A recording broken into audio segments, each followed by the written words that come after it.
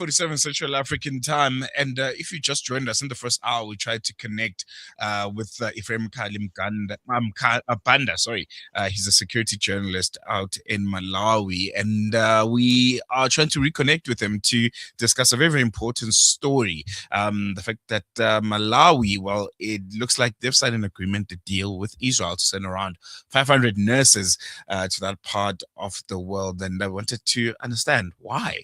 Why is Malawi sending its nurses to Israel? Is there need there? And what kind of other agreements are in place between the two countries? So we are trying to reconnect with Ephrahim. Hope he can hear me now. Ephrahim, good morning. Can you hear me? Ephrahim, are you there?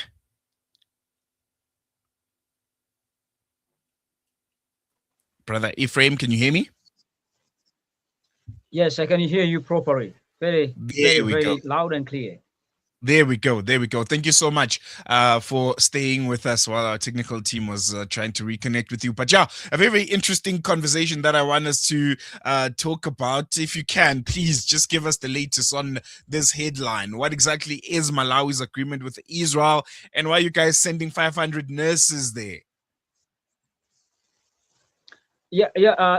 That's confirmed that it's indeed true that nurses, about 500 nurses, are going to Israel for job there, to work there. Understand that there's job opportunities in Malawi here for the nurses, for the health workers. It's not that much as it is with the teachers, because most of these graduates that graduated as nurses, most of them they're just staying. So I think by government processing them to work to go and work in Israel, some quarters have described it as a good start and a good way to go, a way to go. But some of the activists, they have questioned the government to say why sending these youths, sending these nurses to South to Israel for working there. They are just few individuals, few organizations that are discouraging this, but some of the people are saying it's a viable idea, since these professionals that are just staying in Malawi, they're not working. Mm, mm, mm. I want to touch on that. The fact that there's some that argue that it's a viable idea. My next question would be, but there are significant health staffing challenges in Malawi. We read about it all the time. Could sending these 500 nurses in Israel, first and foremost, make the shortage worse? And what exactly does Malawi gain from this arrangement? I know you mentioned the fact that this is employment for nurses who are sitting at home with not a great deal of opportunities, but I'm sure that there is more to it, because Israel has friends all over the world, particularly in the West. They could have sourced there. Why Malawi specifically? Yeah, actually, it is indeed true that in health sector in Malawi, the health sector itself, it has got indeed some challenges, because we are talking of health workers who are not many. Now, it's where now these organizations or activists are demanding to say why the government of Malawi is sending those nurses to Israel to work there, while in Malawi here there is a shortage of health workers. So it depends with the budget, because I look at it that one as the budget of the nation. Does the country has plans for Malawi has plans for employing all these 500 nurses that can be employed? But since this government came into power, we have seen the government at least employing few nurses and a few health workers on the ground. So it depends with the budget, and one of the sector that needs to have manpower is the healthy sector. So I feel that maybe the government is going to look it out to that as they send those 500 nurses to Israel, they should also look into how are they going to manage the health sector in Malawi, which has a shortage. We are talking of so many health centers in Malawi here, so many health posts in Malawi that are having few workers. So it's we really don't know why. We really don't know what is the government thinking about that. Maybe since uh, the government has not issued a statement on mm, how it is going to handle this and on how Malawi is going to benefit for sending those nurses to Israel. Maybe in the mm. future, maybe in the time to come, maybe the government will come out clear to explain how how the government of Malawi is going to benefit over that. Mm, mm, mm. Let's jump into the big elephant in the room here, the political and ethical dimension of this conversation, because of Israel's ongoing genocide, the war against Israel, and some of the atrocities in Gaza. There's a lot of criticism. Much of the world is talking about isolating Israel for its actions and severing diplomatic ties because of their actions in Gaza, as I alluded to. Why isn't Malawi going through the same trajectory as a large part of the world? And how much of the criticism of this arrangement with Israel connected to the country's human rights transgressions in Palestine and in the greater Gaza? Yeah, actually, indeed, it's not a refutable fact that in Israel has gone to so many countries and so many humanitarians' rights have accused Israel on fighting Palestinians, and so many activists have also questioned.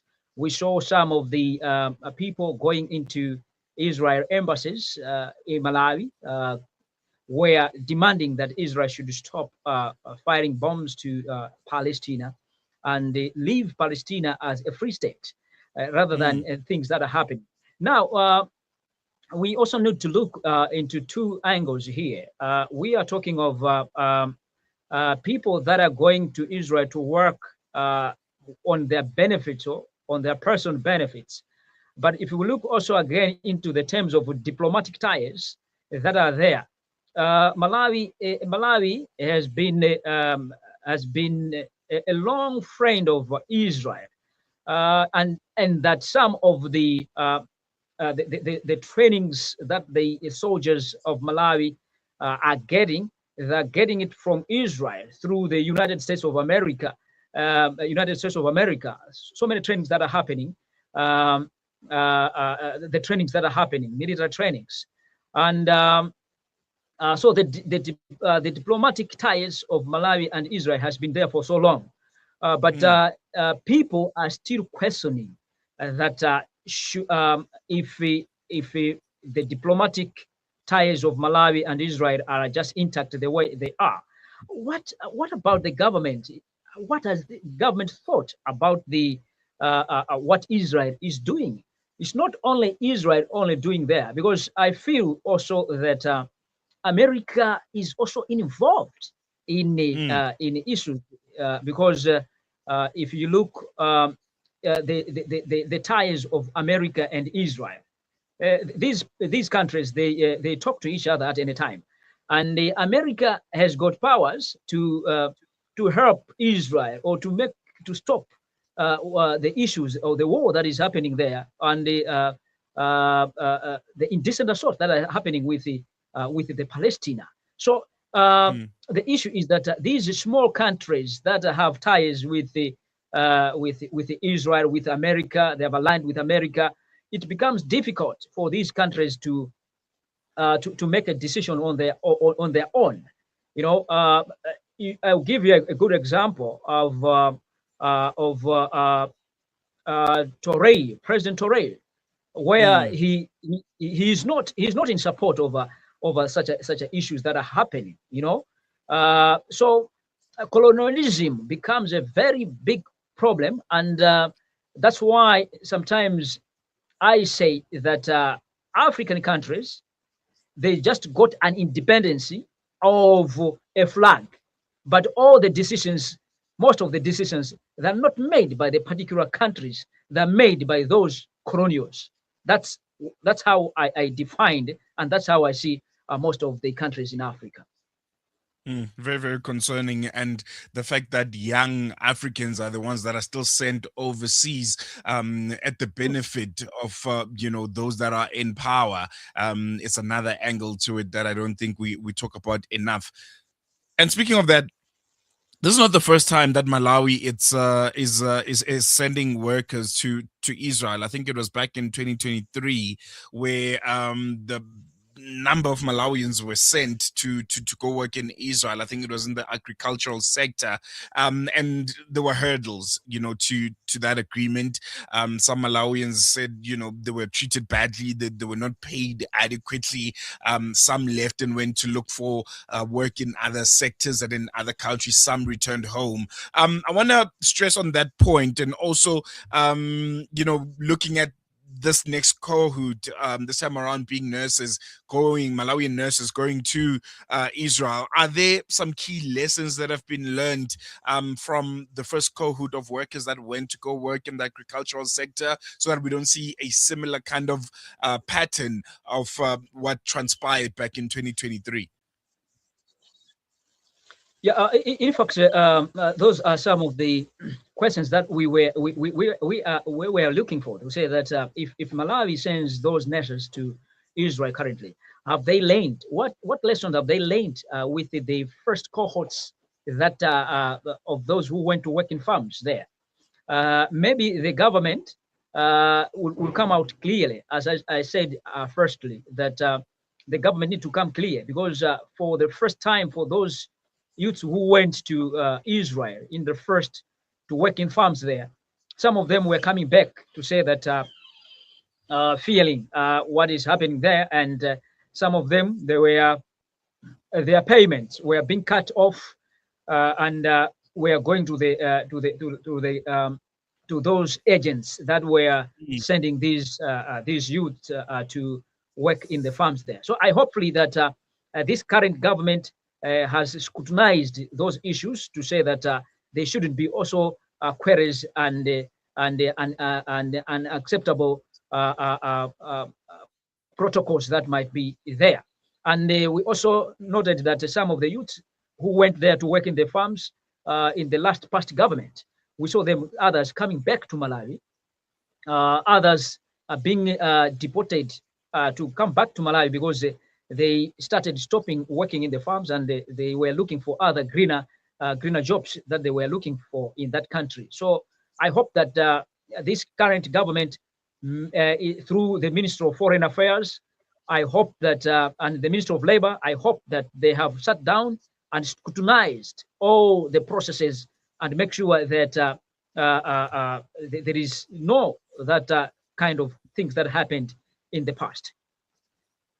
I think we'll wait and see to, analyze and to scrutinize whether lessons have surely been learned from 2023. We've come to the end of this conversation, Brother Ephrahim. Thank you so much for joining us.